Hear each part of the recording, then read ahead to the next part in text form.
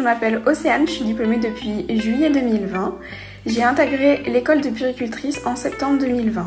Ma première prise de poste a été assez stressante. J'avais très peur de me retrouver toute seule et au final, l'équipe dans laquelle je me suis trouvée m'a énormément accompagnée, m'a doublée pour me faire découvrir le service. En septembre 2020, j'intègre l'école de puéricultrice puisque c'était un de mes projets professionnels quand je suis arrivée à l'école d'infirmière. Avec une formation que j'adore.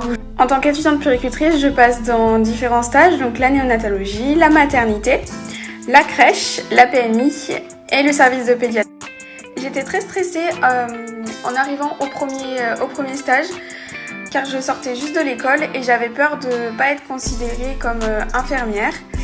Et au final, les professionnels m'ont considérée directement comme une infirmière et se sont basés vraiment sur la formation que je faisais.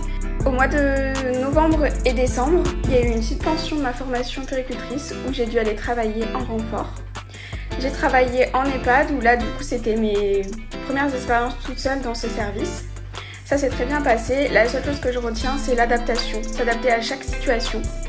J'ai travaillé sur le mois de décembre en CEM, en centre d'éducation motrice pour enfants handicapés et en crèche. Je dirais que pour arriver dans un premier poste, dans une équipe qu'on ne connaît pas, l'important c'est de s'adapter à l'équipe et de pouvoir communiquer avec elle sur nos ressentis.